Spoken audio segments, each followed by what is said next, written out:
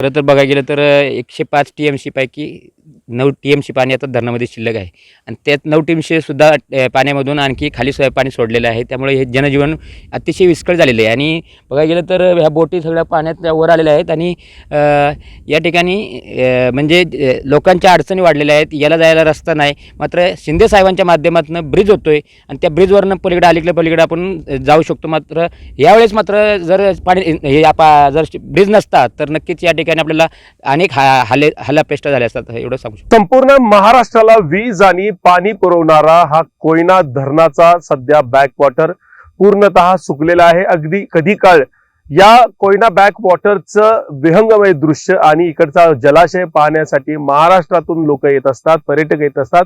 मात्र आता सध्या या कोयना बॅकवॉटर आणि धरणाच्या मध्ये उपलब्ध असणारा पाणीसाठा पूर्णतः आटलेला आहे. आपण पाहतोय अगदी वाळवंटासारखं हे चित्र आपल्याला पाहावयास मिळत आहे. एकंदरीतच पाणी पूर्णतः संपल्यानंतर ह्या बोट देखील किनाऱ्यावर आता बांधून त्या ठिकाणी बांधून ठेवले असल्याचं चित्र आपल्याला पाहावयास मिळत आहे. सध्या कोयना धरणामध्ये मोठ्या प्रमाणात त्या ठिकाणी पाणीसाठा कमी आहे. 10 ते 12 TMCचा पाणीसाठा असल्यामुळे सध्या महाराष्ट्रात आता 16-15 जून आलेला आहे तरी देखील पाऊस अद्यापही त्या ठिकाणी पडलेला नाहीये.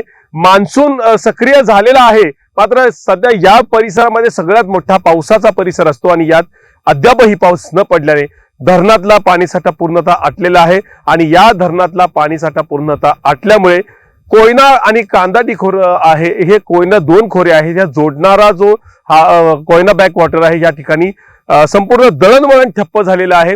एकंदरीतच आज देखील पायी प्रवास करावा लागतोय. बोटीचा प्रवास असताना बोट जाता या पाणीच नसल्यामुळे बोट बंद झाल्यामुळे या परिसरातील आता सध्या प्रवास पूर्णतः बंद झालेला आहे आणि यामुळे आता पावसाच्या प्रतीक्षेत कोयना कांदाटी विभाग आहे की कधी पाऊस पडतोय आणि कधी या धरणात पाणी जमा होते आणि त्यानंतर इथून अलीकडे आणि पलीकडे जाण्यासाठी मार्ग देखील आता दळणवळणाचा मार्ग कधी सुकर होईल अशा या प्रतीक्षेत येथील जनता आहे. कॅमेरामन वसीम सह इम्तियाज मुजावर, लोकशाही मराठी, सातारा. लोकशाही मराठी ऐका, पहा, जागरूक रहा.